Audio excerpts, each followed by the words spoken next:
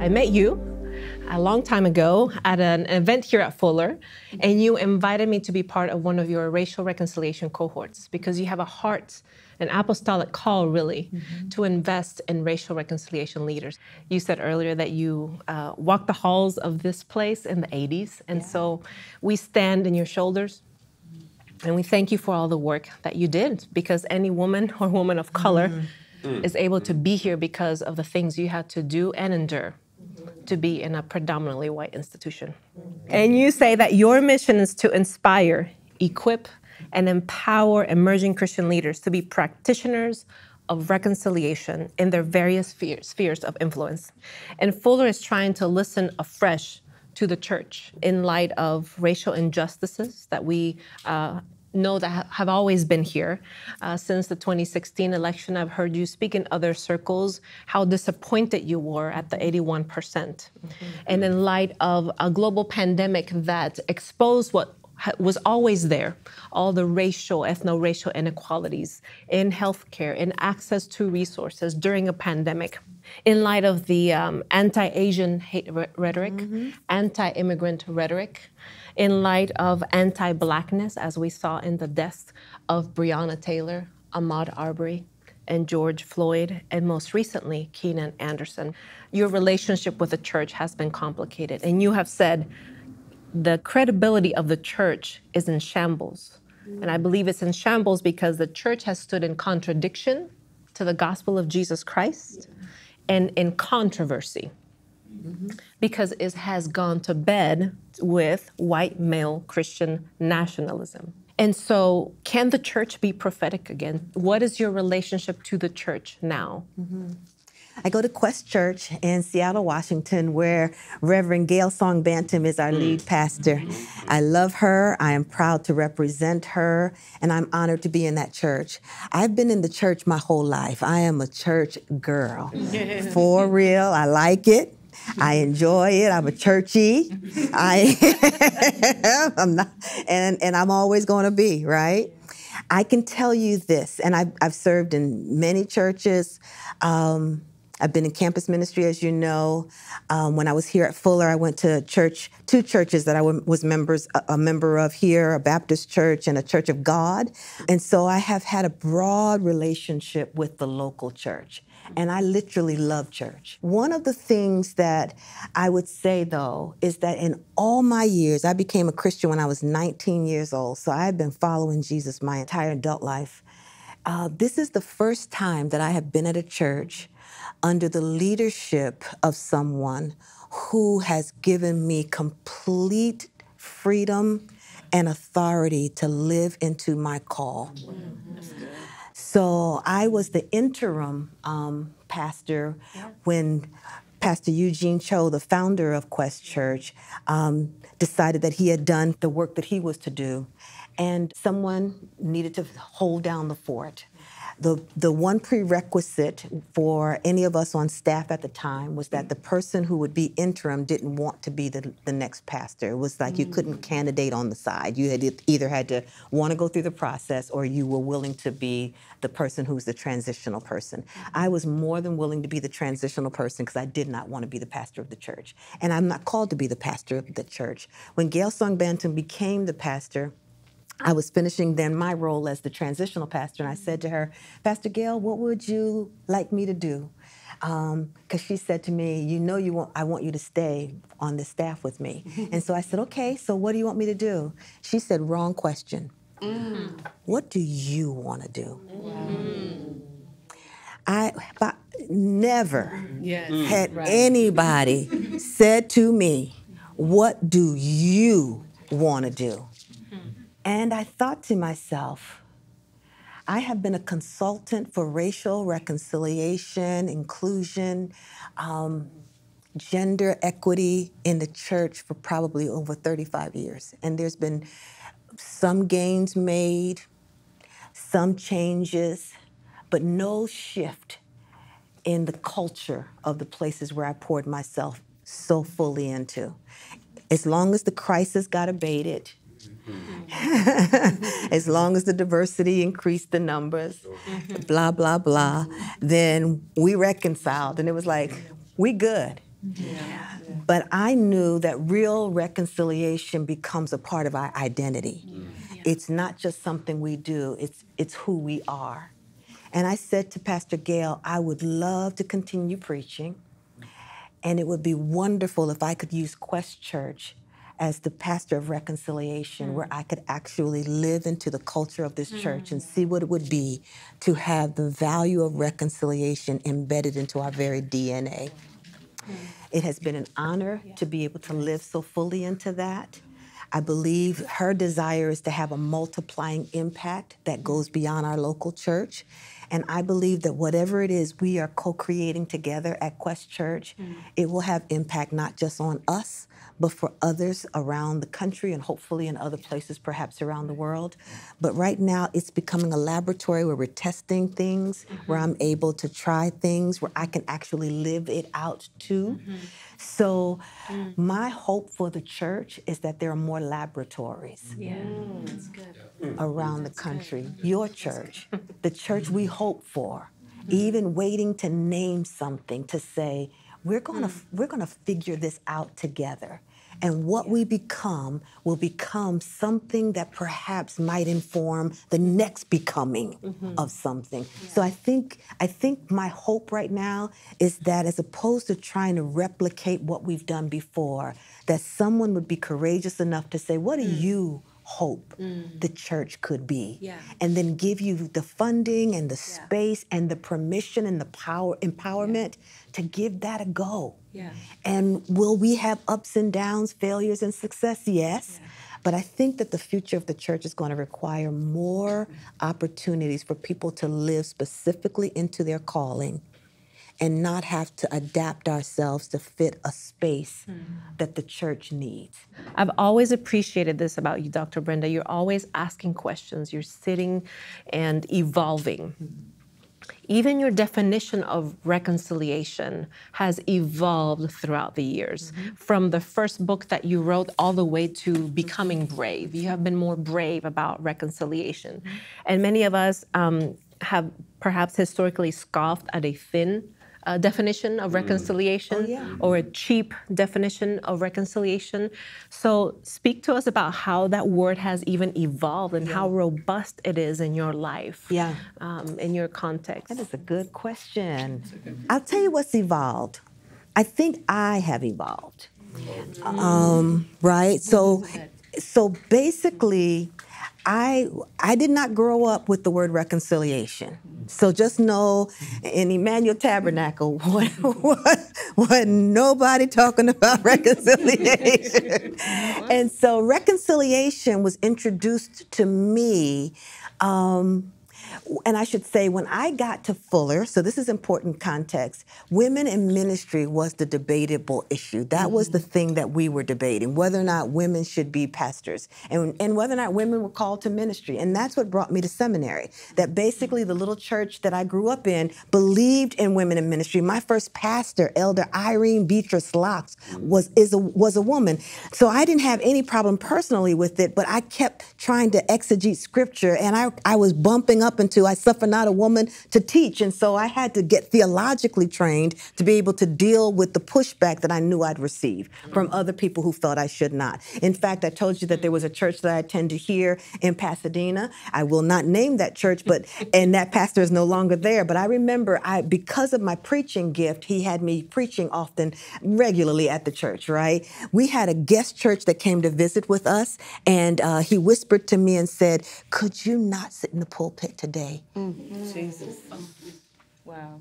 That stuff hurts. That stuff hurts. And so basically he was saying, I believe in women in ministry, but we don't want anybody to see you, right? We need your gift because you bring in an offering, but... So that would be like your father saying, you are part of the family, but would you go into your room until come, because we don't want anybody else to see you.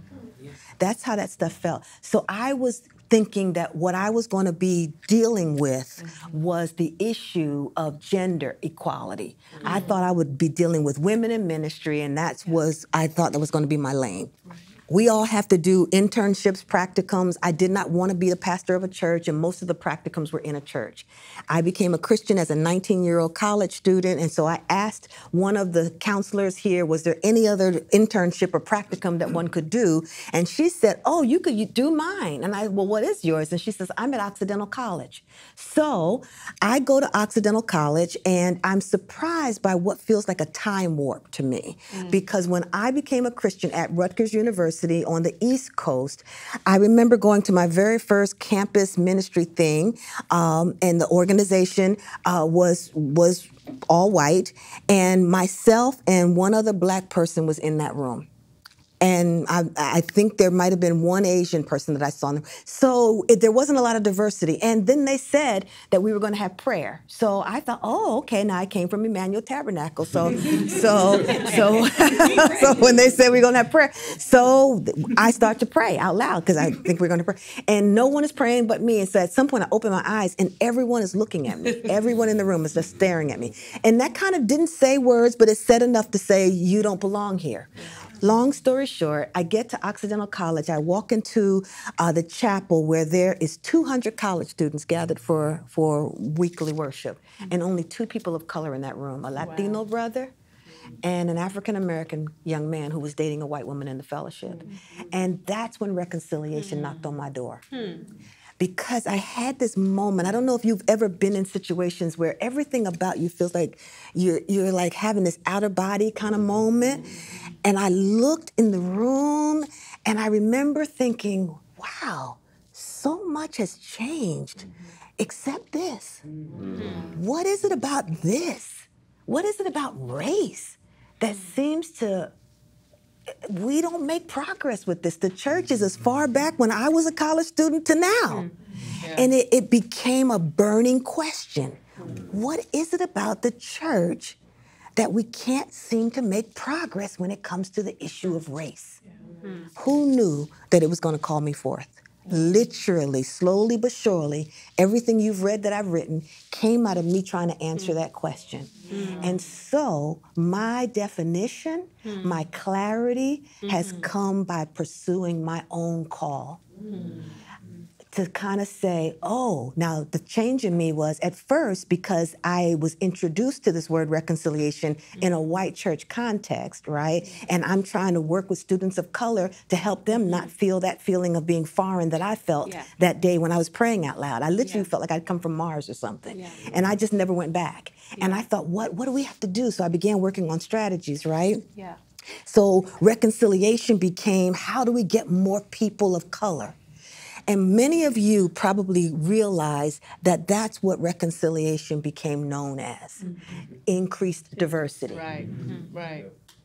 And I bought into that because I kind of thought, oh, well, if we could get more people and da-da-da-da-da, and how do we get more, you know, that somehow that would look like, oh, every tribe and every nation worshiping God together. But then I began to realize, oh, you need color in the room. But nothing is changing about how you vote. Nothing is changing about the systems that you're concerned about. It's always on your terms. You decide how long it should be. You decide how loud it should be. You decide what's orthodox and what's not. And I thought, something about this ain't right. And that's when I began to question, who's defining reconciliation? On whose terms? That's my new question. And I hope you'll take, on whose terms? And then just tell me, we want reconciliation on our terms, and therefore there will not be any of this.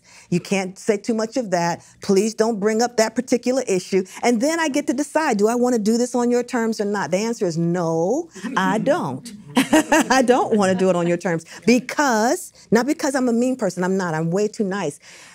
But over time, I've discovered that it does not change a thing. Doing it on white evangelical terms will not change the status quo, period. And I mean that.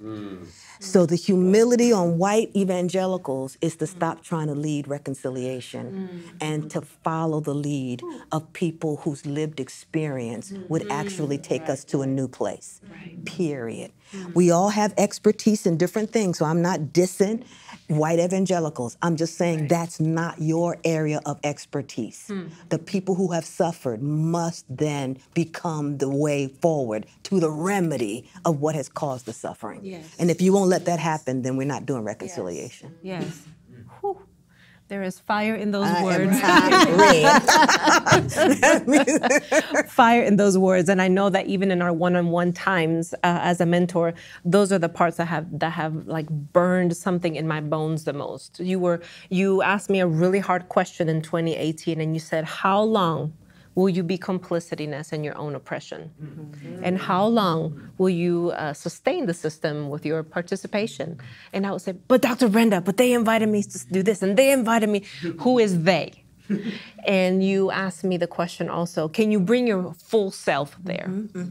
Your most authentic self there? Or do you only bring 75% or 50% or 60%? And I was trying to argue my way thinking that if I just offered myself as a sacrificial lamb, they would understand. Or if they just saw my witness and my good works, that they would change. I thought so too. And I found that I just became the sacrificial lamb. Yes, yes. At a cost to myself. Yes, yes.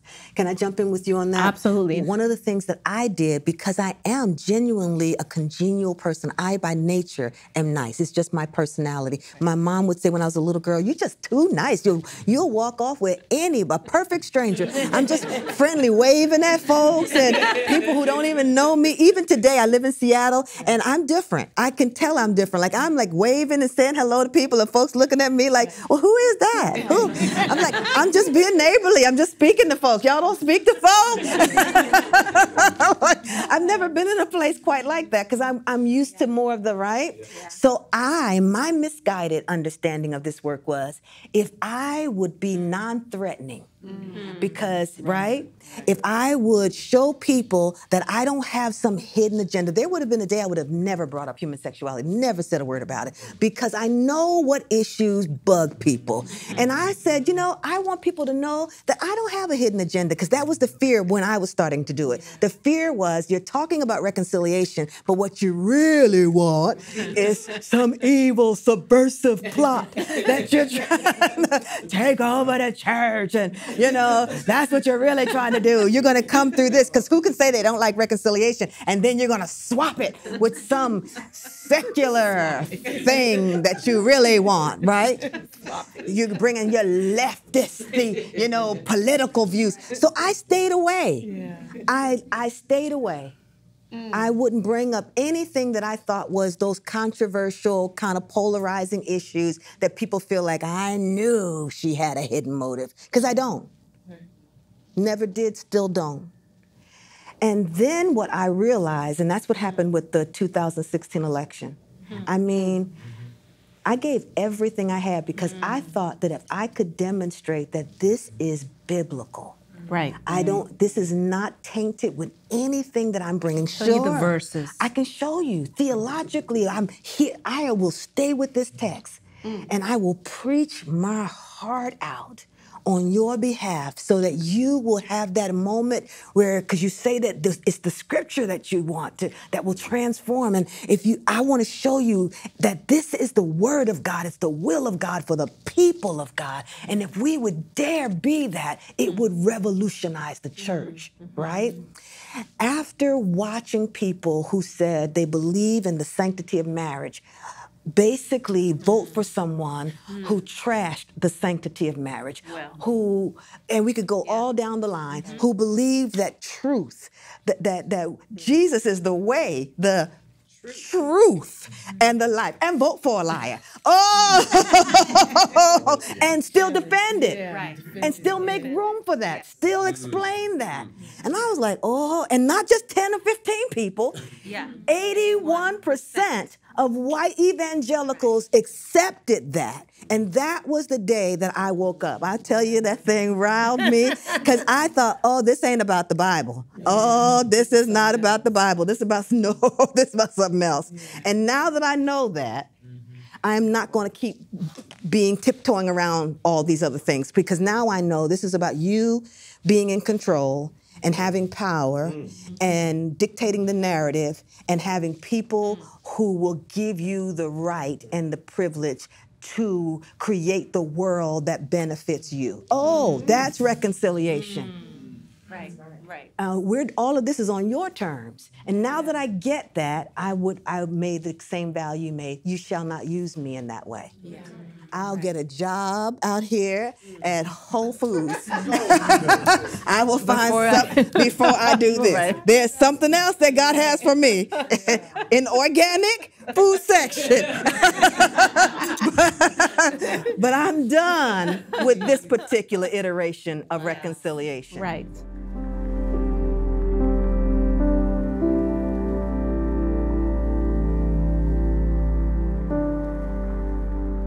You talk about the word reconciliation. So instead of reconciliation, I've chosen a different word that moves us toward reconciliation, not to abandon it. And I chose solidarity, racial solidarity work that leads us towards reconciliation.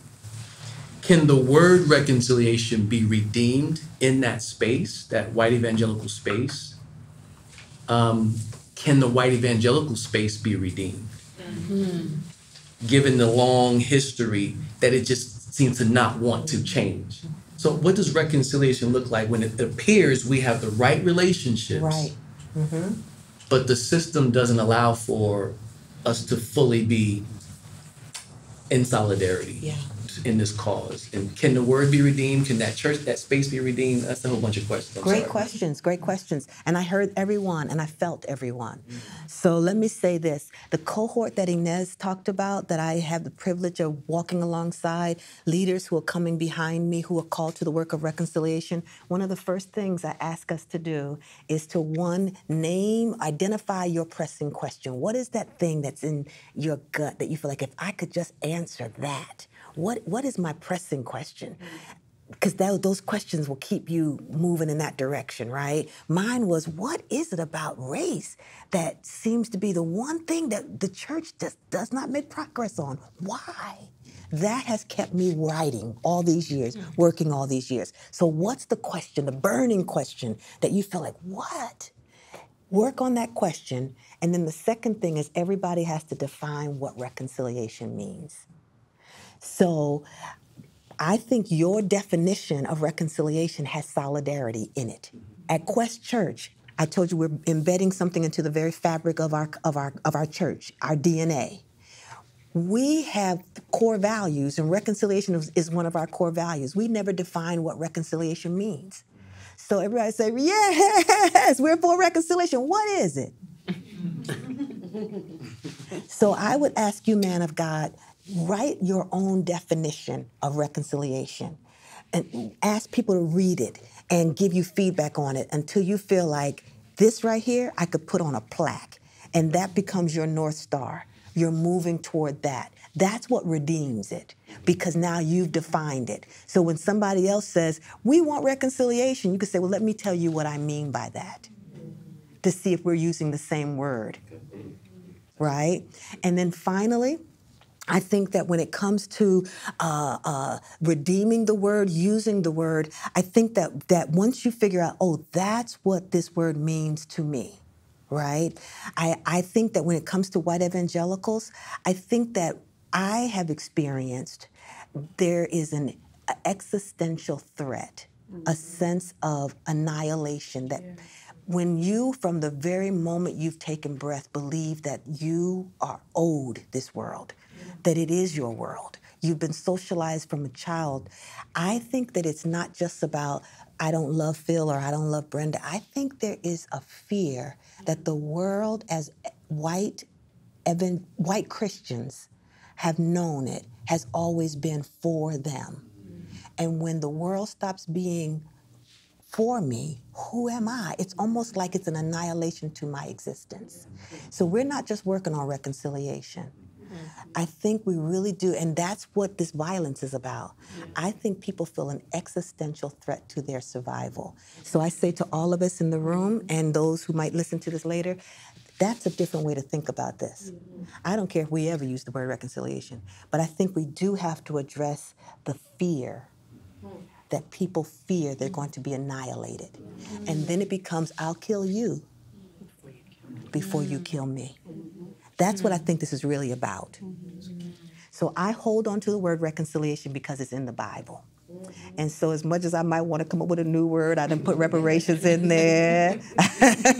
But we have been entrusted with the ministry of reconciliation. I think we have got to define it so that people know what we mean by it, because it's been reduced to no more than making a friend. So something from chapel that you said earlier that keeps ringing in my ears, that silence is violence. And I feel like for a lot of us in this room, like we feel like, okay, like I've been called to use my voice for something greater than me. And so in an institution as such, how do you like use your voice with that fear of like, if I use my voice, I may be perceived this way. There's a target on my back now. I am afraid to be annihilated, but I know that I have been called to use my voice to repair, and also knowing that maybe the institution or any institution or situation or church or anything like that may not, they're stuck, right? They're stuck in their ways and they're not willing to hear what you have to say. Right. If you have any strategies or any advice on how to maneuver and to make it out alive, you know? Yeah. Well, first of all, you just named a whole lot of important truth. So your awareness is already huge, that you already know I'm scared, I could get put out. So you're already aware, this is going to be a risk for me, and you're naming it. So already kudos for you to even have that much clarity. The only thing I'd say is that I had to come to the clarity that I'm not called to do everything with everyone. So I had to figure out, who am I called to work with? Because at one point, I would do reconciliation, right? All over the place. But then I started realizing I'm called to the next generation of Christian leaders. I did a speaking engagement. It was a hospital in Chicago. And the honorarium was just like, come on here, Jesus. I'll come back next week. What else would y'all like me to do? But the truth is, whether I like it or not, I'm called to the church. I'm called to Christians. It's true. And I grew up loving older people. I really do. But I'm called to the generation coming behind me. So my mission statement says that I am to inspire and empower the next generation of Christian leaders to be practitioners of reconciliation in their various spheres of influence. So I would say to you, yes, like we're talking about annihilation and you're in psychology. See, I don't know enough about what happens to the psyche when someone fears that their very existence is being threatened, but you do. And you might have a lane around this that I could never step into. So I'd say identify, use my voice, speak to power about what? I am kind of conversant in some things, but race is my pocket. When it comes to environmental justice, I'm trying to do better. I really am. When it comes to immigration reform, I will show up. But when you want to hear what I have to say and I am laser focused on what I'm saying, let me get in my pocket. Because this call to racial reconciliation and equality and all of that, that's me. So once you figure out who are you talking to and what are you talking about, go. Go. We'll be over here fanning, girl, and yelling and waving. And then, I tell you what, when you are on mission, if they put you out, they put you out. Absolutely. There's a sense when I am, like this morning, when I feel like God is with me, it'll lift, you know, but when that moment, if that was the last thing I got to do, everything in me feels aligned with God, and I would do it 100 times again. You'll know when you find your niche. and then work that, keep getting better at that, and you'll get louder and stronger and more confident in that. You got something to say. I can hardly wait to see how God's going to use you. I'm also a clinical psych student with Zay, and one construct that we don't really talk a lot about is forgiveness. And I think in a valid way, because we are in a space wanting to make room for people to actually name things that generally are not nameable. So like anger, anxiety, depression, fear, trauma. But when thinking about social justice, and I'm not going to say the quote exactly correctly, but I think about something Martin Luther King Jr. said, which is that we must, as a church, develop and maintain a capacity for forgiveness. Yeah. And so I was just wondering if you could speak into what that looks like with social justice. Yeah. Two things I want to say. Bishop Tutu's book, No Future Without Forgiveness, would be a good book for you to look into, because he, in South Africa, had to grapple with that. What it looks like would be those people who Dylan, I forget his last name, Roof, I think it was, came into Mother Emanuel AME Church and shot all those people to death in Bible study. And less than a week later, they had to go to court.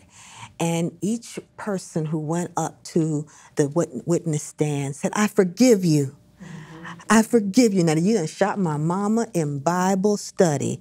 You done shot the pastor of the church who let you sit there and gave you a Bible. I did not know how in such a short period of time, it almost felt wrong to me. I was like, that's too quick. He done killed your mom. He killed your son. This was church folk. They were just having Bible study. I don't think I could have. But they knew something, that it wasn't for him. It was for them. And they demonstrated their human dignity and their strength and their inability to let his horror define their existence. That's what forgiveness is all about. And so I think that we have to, just like we've got to redefine reconciliation, I think we got to redefine forgiveness. Because I think it sounds weak and mamby-pamby, cheap, right? It took something for those people. I wish you would find the tape and watch them go to court. Your mama done got killed in church on Wednesday night, Bible study. And less than a week later, you are saying out loud, I forgive you. There's power in that. And I would love to see people do work from a perspective of justice that reclaims it with its power.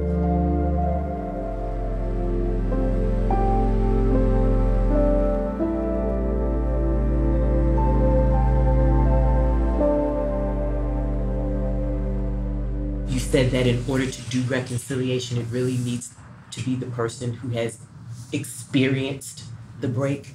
Well, have they not experienced something, whether psychologically or not, that places them in that point of feeling threatened? How would we reconcile with them? Does reconciliation with them also mean that we have to expose them to the fact that they may be feeling this threat, that maybe they don't even realize that that's what drives them? I don't. That's their work. I'm with Tabitha on TV. Child, ain't none of my business. They struggle ain't my business. I'm trying to help us survive. So, them people got to work that out. Seriously, here's what I would say. I think we can name it and notice it and then realize, oh, that's what this is about. Because then that informs even my posture toward recognizing, how do people make sense of what doesn't make sense? How do people, like really, honestly, just seriously, without taking any political side whatsoever, the being of Donald Trump, how did that happen? I mean, I've voted for people, and I've had many a president that wasn't my choice. This is an anomaly.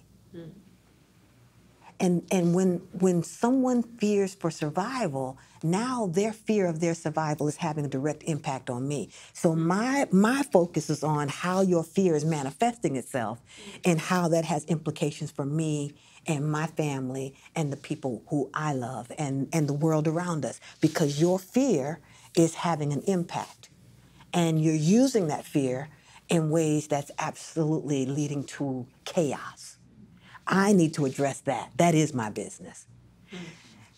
And it's my business to use whatever authority, power, influence I have to do something within my capacity to remove as many people for whom their presence is a manifestation of mass fear, who are continuing to promote an environment of mass fear. That's going to be destructive for everybody. So that's not a color thing, that's not a culture thing, everybody needs to be concerned about this because it's frightening now, right? And I think that is our business. I think that when it becomes why do we do this? That's the inner work. And so I would say, and you guys know I'm a professor, I just gave an assignment to my graduate class about identity development. I just wanted each person to do a prerequisite assignment, 2 pages, to just kind of say more about how your identity development, culture, ethnicity, geographically, socioeconomic, just kind of locate yourself, because I'm teaching a class on the embodiment of reconciliation. Every single white person who wrote a paper started by saying, I'm white. And I know I have privilege. And I'm like, you know what? What I need you to do, almost everyone. Nobody said German. Nobody said I'm the second of 4 kids. I'm the baby of the family.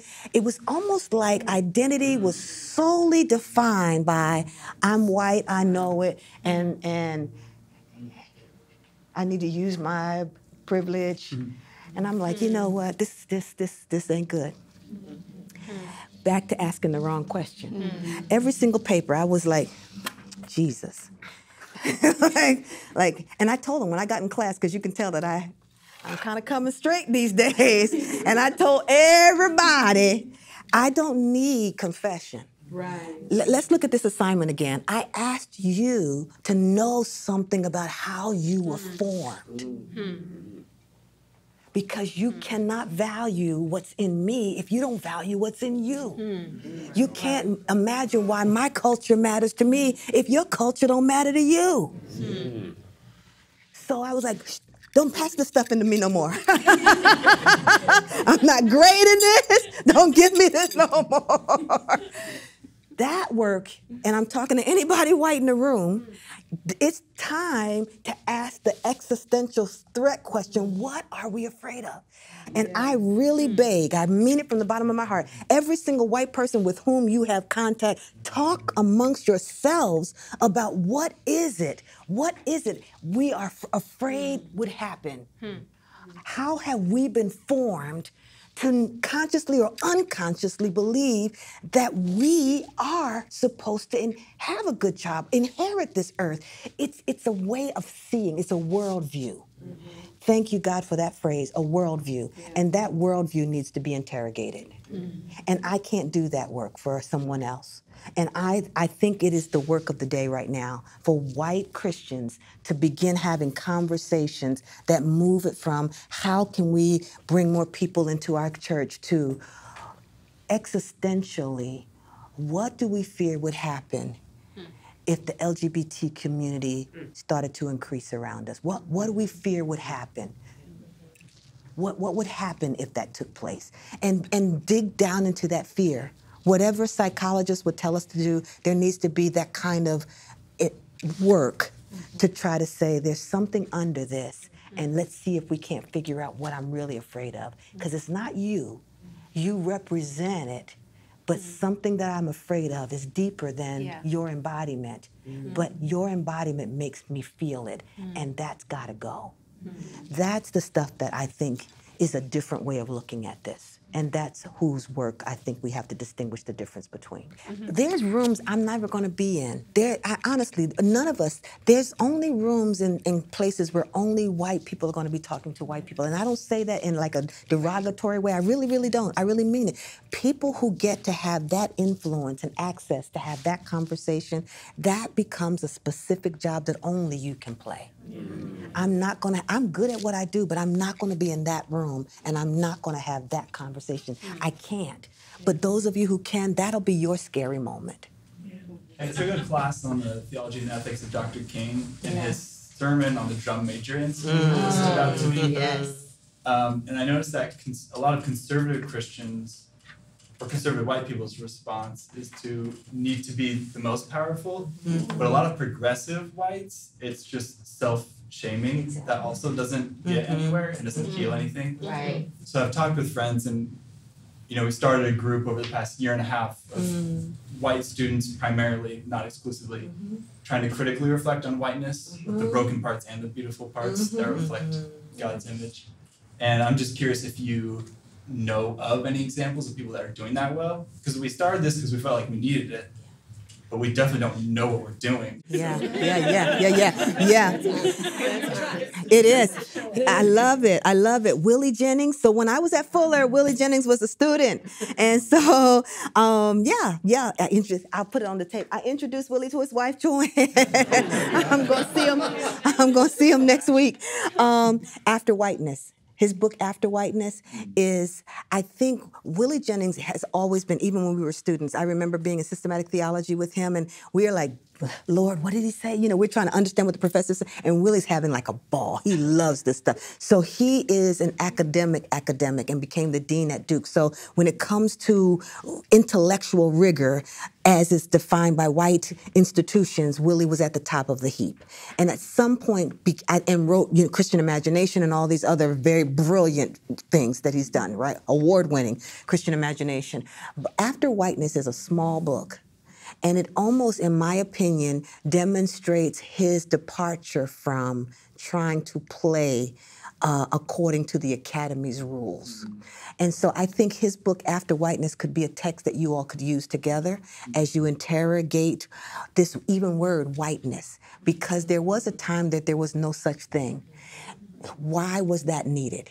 And how did that coalesce people who were at one point not even related to each other? People were German and Irish, and they were, Polish and English and Scandinavian, whatever. But all of a sudden, whiteness became a thing.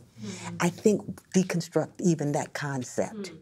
Because I hear the word journey inside my soul. I think each of us has to take our journey to who we were. And I think whiteness became a label, but it's not who you are.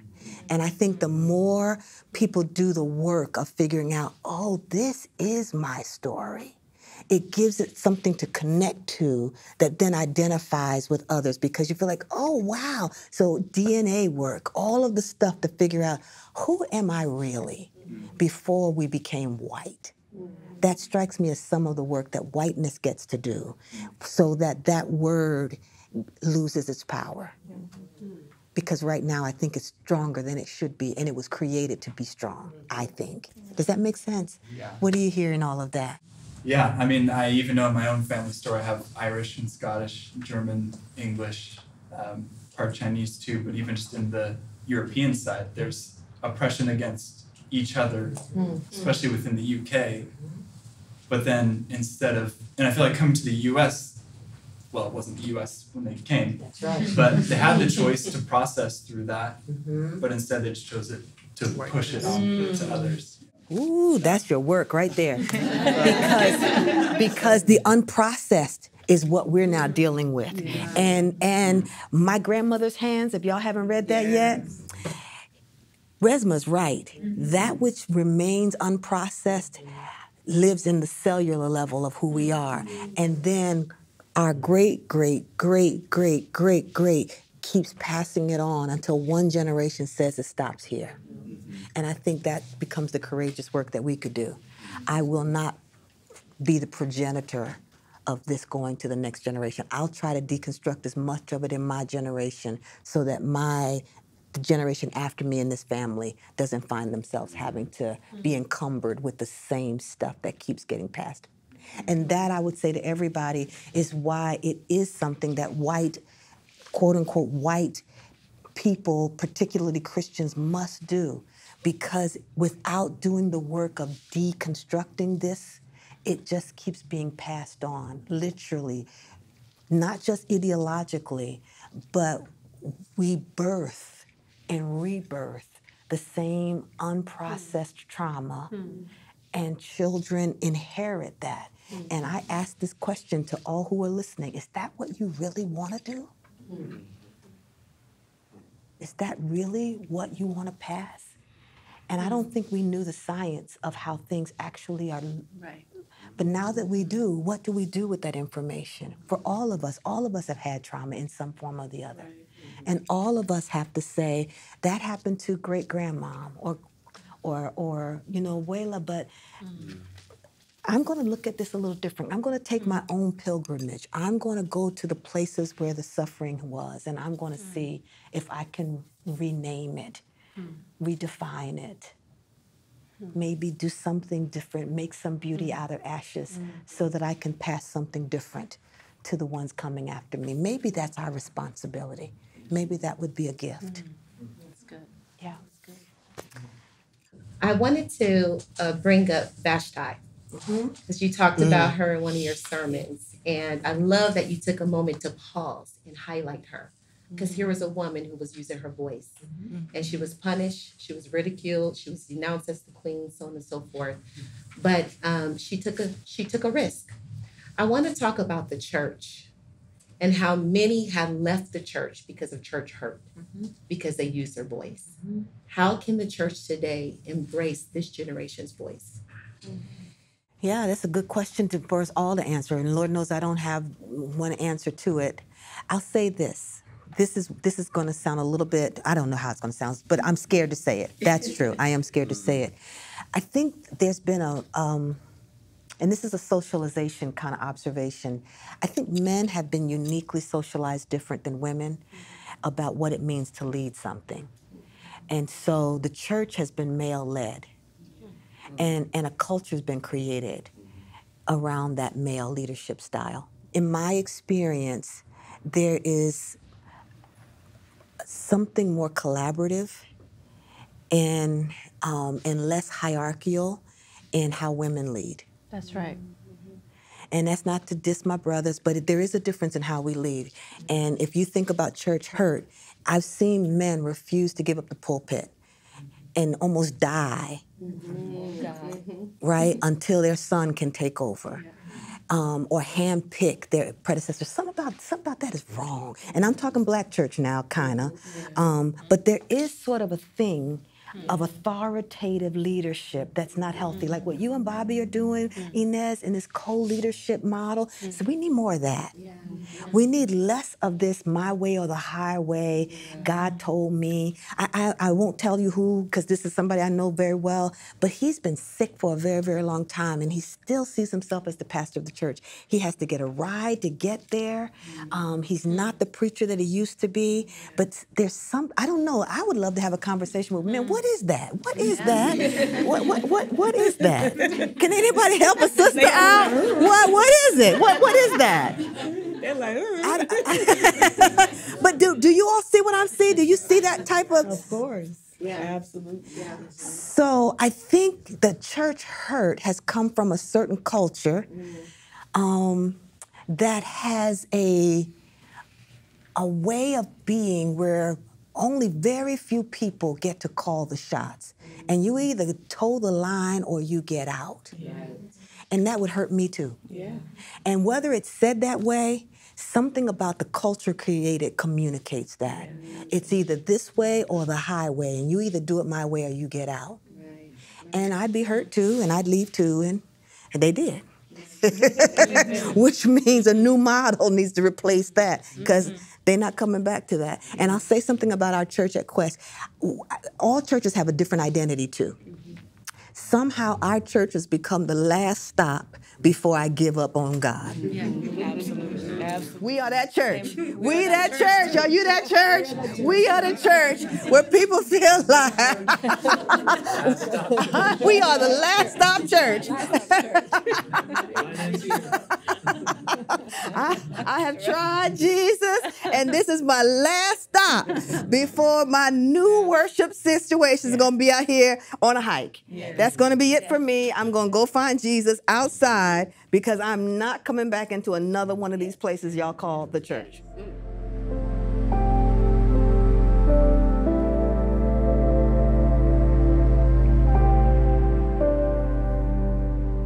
One of your quotes in Becoming Brave, and I'd like to read some pieces of it so that we can chat about it, is, I can't say I love people and not care about the policies that negatively affect their lives. You have expanded, not just a definition of reconciliation, as you said, you have expanded, your ideologies have expanded. And you say in your book in 2015, I went with other Christian leaders to Washington, D.C. to lobby Congress for immigration reform. Thank you.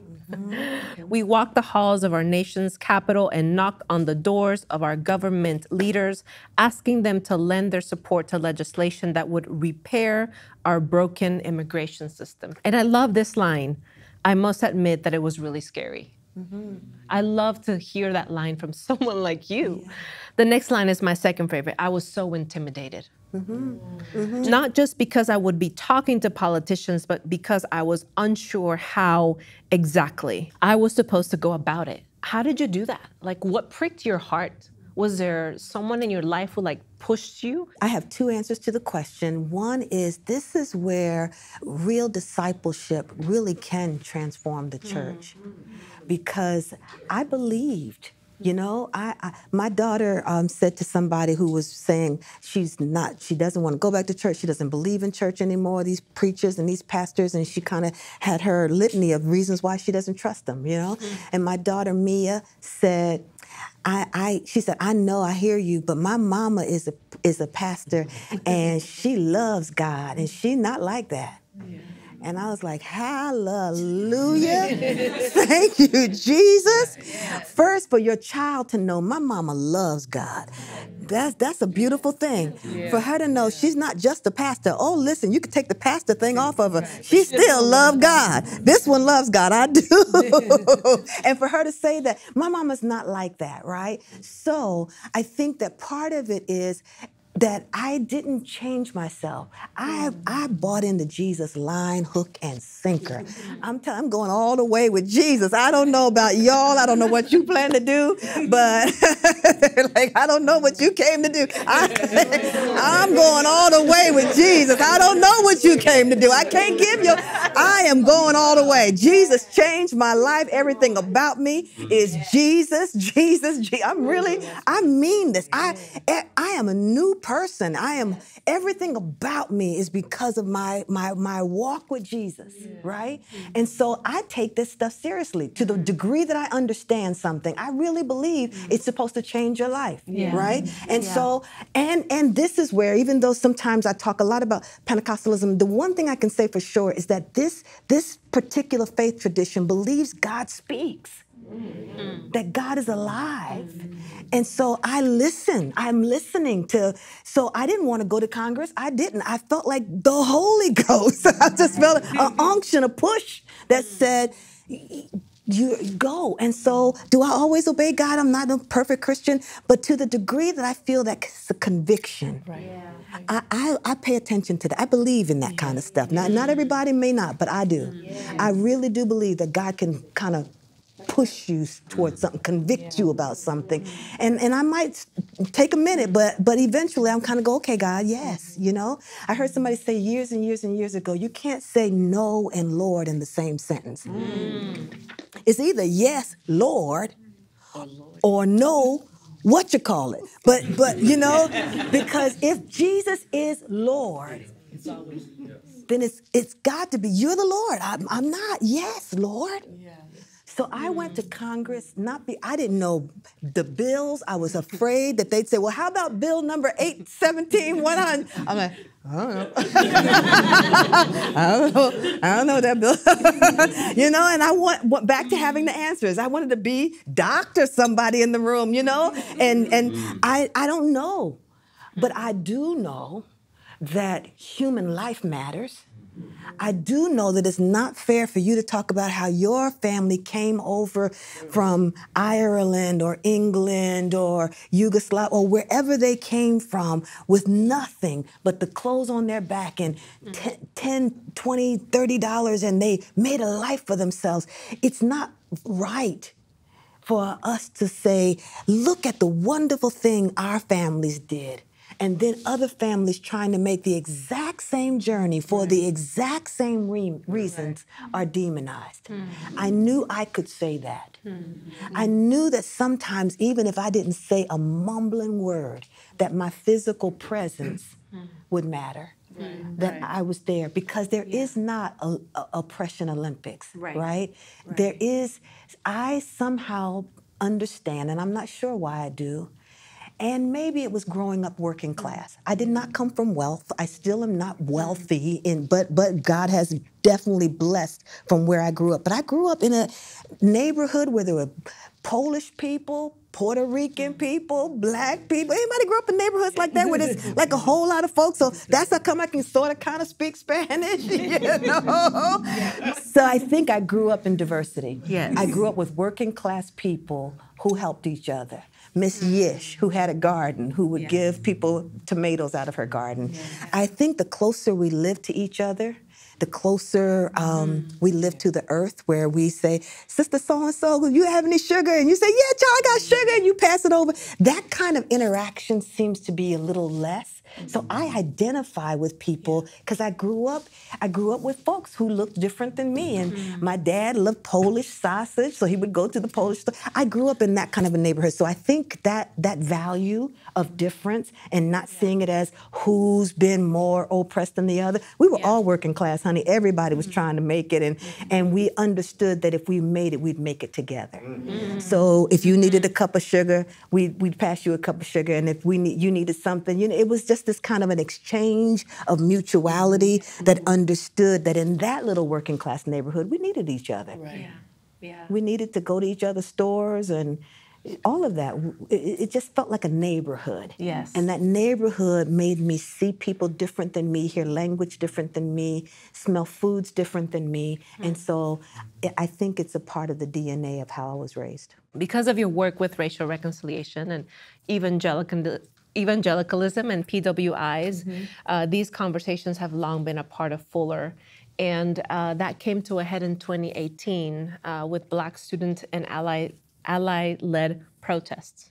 The hashtag Seminary While Black, hashtag Toxic Fuller, and hashtag Black Exodus. And those were just calls for institutional repentance and long overdue structural changes. So like any PWI, Fuller is on a journey, and every honest conversation moves us down the road. And here we are about to install the first Black president, Dr. Goatley. You stand in a long line of legacy of Black scholars, but you stand also, and we all are standing on ground that has protested, and bodies that have protested. And so how can Fuller be relevant? How can Fuller be relevant, and how can Fuller, what would you say to the Fuller student body that continues to call for change and reparation? What would be a prophetic word that you give us as we look towards Dr. Goatley for him not to be tokenized, your words from this morning, but to be followed? Yeah. A couple things that I thought when you said my students push me, challenge me, I heard someone say, and this is probably a proverb, if you want to learn, teach. I think that could be a takeaway from this morning's sermon. Maybe in chapel, maybe we put ourselves out there, because generally, back to the questions things, most of us don't think we know enough to teach about this work. But if we make ourselves have to teach someone about this work, you'll get better. I wonder if we should find people who are coming behind us and just make it intentional. It doesn't have to be in a classroom, or volunteer to say, I will do a seminar on da-da-da-da-da. Once I was listening to Maya Angelou, and they asked her, she was going to do a presentation on something, and they asked her, does she know much about that? And she said, not yet, but I will. Meaning by the time I do that, I will know something. I'm going to be good at that. And you will too. Right. So I'm begging people to take risk. I'm begging you. So what? You never did it before. Try it. So what? You never wrote a letter to your congressperson. Write one. Yeah. Do something. Anything. Just try it. And the scareder you are, the better.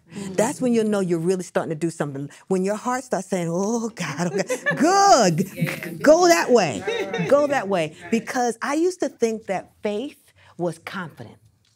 I do this by faith. I think about when Jesus turned the water into wine, right? And the little waiters, bless their hearts, the little waiters said, look, we are out of wine. And Jesus says, okay, fill this up with water. And then, and now take that over there to your employer. Okay. Go right over there with this water. And every time, I'm like, this man told us to go get wine. We can't come back over here with water. So I think that's what it looks like to walk by faith. Oh, God. Oh, God. They're going to put me out. They're going to put me out. That's it. Okay, that's it. I wonder what I'm going to do. Try it until you're shaking. Somebody said faith is fear that has said its prayers. Start walking. Do something. Teach something. Pick a class. Ask if you can volunteer. Do something. Pick up somebody younger than you and say, yo, I know you're interested in this. Listen, I'm learning a lot. I'd love for you to walk alongside. I'll teach you everything I know. Everything I learn, I'll learn you. Find a protege, a mentee, mentor somebody. But I believe if somebody is looking up to you, you'll rise to the occasion. That's right. You'll have to. Right. I've gotten better at what I do because every single week I've got to step into a classroom to a waiting generation who's asking me, what you got now? How can you make that relevant to us now? Yeah. So glad you went to seminary. What that got to do with us now?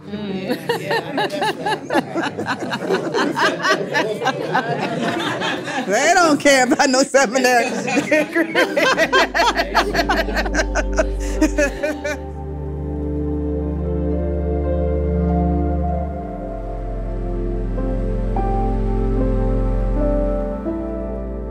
My question is about trauma. I'm a psych alum as well from Fuller, and my specialization is trauma. Praise God, we need you. But I am in a season of rest because it's very hard work. It's, you're dealing with interpersonal, structural, racial, historical trauma, and family trauma at the same time, doing that work. And so my question to you, the Bible talks about guarding your heart with all diligence, for out of it comes the issues of life, and just the heaviness of the work and the demonization for those who are courageous enough to do the work. How do you stay well? And how do you stay well in this type of work? Yeah, that's a great question. Thank you. Yeah, it is. I was asked the question earlier, and I talked about taking walks and going outside when I did a lecture, and that is true. But here's my real answer. And that was true. I don't rescind it at all. It's true. Physical exercise for me helps me to get back into my body. So just sometimes just walking and breathing just feels good. But I'll tell you the thing that has changed the most for me. I started by saying earlier to all of you, and it's true, my personality is nice. That's not a good or bad thing. It's just how I'm wired, right? And so saying no has been very, very difficult over the years for me because I want to be nice. And I think I have grown in my understanding that there will always be someone or something that wants me or needs me. And what I've learned is no is a complete sentence. I used to feel like I had to explain how come I couldn't. I also think that by doing things that were not in my wheelhouse, things that only I could do, like write this book that I'm working on, that keeps getting pushed off because I say yes to this, I say yes to that.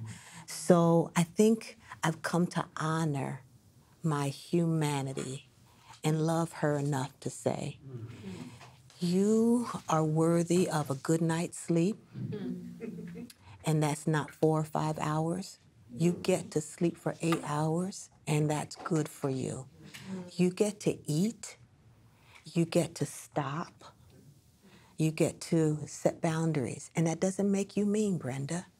It makes you human, it makes you finite, and it helps you to figure out what's really yours to do. And you'll be all right. They'll be all right. But this fear that I'll hurt somebody, this fear that they won't think I'm nice, she's too good, all that kind of stuff, I think I've been healed, and some of that comes with age. So I think, so everybody, there's a lot that you do lose, but there's a few things you do gain. And one of them is a sense of confidence that I am who I am. I know who I am. And that's enough.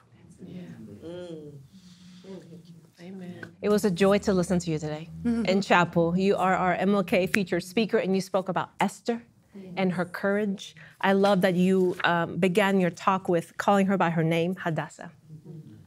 That is her ethnic name, right? And you talked to us about it's your time. And this prophetic question that just landed on our hearts was, what called you forth? Because maybe this is your time. I was seized by your words that her uncle Mordecai said, you know, you're not proximate to the pain in the palace, and you need to be proximate to the pain. So can you tell us a little bit more about your sermon today from chapel? Yeah, one of the things I believe for sure, and I said it at the end of the sermon, that the day of the single superstar is over. And I really do mean that. I don't think this is about anybody being self-aggrandizing or kind of people being put on pedestals. I think we need all hands on deck, and I think we've got to all be wrestling with what does it mean for this being our time? Practically, in real kind of tangible steps, what does it mean? Literally, what does it mean that it's our time? I'm not an athlete at all. I work out by the grace of God because I like to age well, but I don't play any sports. I like basketball, but I remember back when I grew up, when kids were out on the basketball court, somebody would say, yo, man, we got next. Right? So basically, my job is to pass you the ball. That's why I came. Really, that's why I came. At this point, I'm not trying to build a platform. I'm not trying to get my name in any place, blah, blah. My job is to pass you the ball. And when you say we got next, it's to give you guys the court. So in many ways, I left that sermon today asking myself, what are ways that I pass you the ball? That's my question. How do I make sure that you get to have the court next? But you do have next. Now the question is, now some people, right? You'll know, okay, it's our turn. But that feeling of, I don't know, I'm not ready. No, man, you go ahead and take it. No, and I'm trying to say, I think there's going to require courage to even take the ball. And I'm not kidding. Everything I'm saying comes from a real sense of urgency right now. So it doesn't matter if you think you play ball well. It doesn't matter if you feel like you got next. Period. You got next. Now what you do with your turn is really up to you, but you got next. But I went to a spiritual retreat, and the person who did this retreat was an ex-rugby player. Rugby is a very, very physical sport, and he was using rugby as a metaphor for life. And so this was a retreat.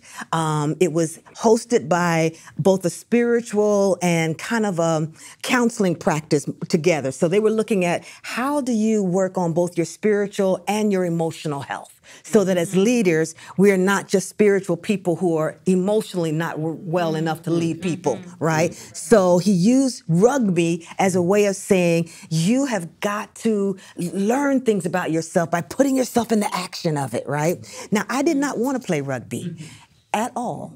Not even a little bit. So people are out there and they're bumping each other and they're throwing the ball and da da da. So my strategy was I was not in the game. I was running up and down the sidelines looking like I was in the game, like yelling and stuff like, right? But did not touch the ball once, right?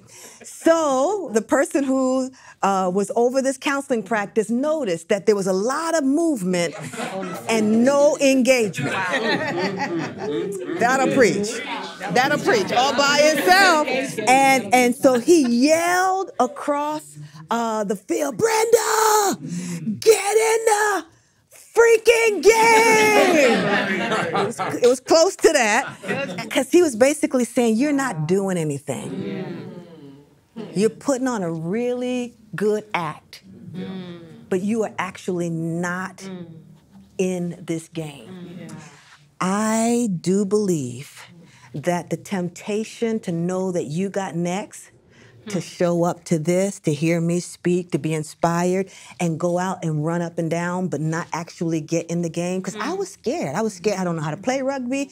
I didn't want nobody to knock me down. All of the reasons why, which are valid reasons why we don't get in the game. And if I had to say anything about today's sermon, I think my job is to come and to be prophetic in your midst. I'm supposed to call you to something and take that extremely seriously. Then I'm supposed to pass you the ball and find ways to give you the ball. And I will. Now, for real, I think your job is to say, I can look like I'm socially active. I can look like I'm getting proximate to the people by running up and down and showing up at the right places. Or I can take my scared self toward the center of where action is, be scared that I'm going to get it wrong, and we will, more than we get it right, and take the risk to get in the game. That's what I think today was to say, Esther, I know you had no intentions for this to be your life, but it is your life. And now you're going to have to swallow your fear, shaking all the way, and trust that God will use you if you dare step out. What would it look like for you to say, okay, we got next, and what now do you think is calling you to do? Because it's only a sermon if it doesn't get to that place. Thank you for spiritually mothering us, teaching us, preaching, and being the prophetess that you are. We honor you. We bless you even now just with our presence. I hope that you feel surrounded, loved by those of us who are watching you from far away or reading your books in textbooks here in school. We love you. We anoint the work that you're doing. And thank you just for your very existence. Thank you for your existence. So thank you for joining us today. Thank you guys so very much for being here today.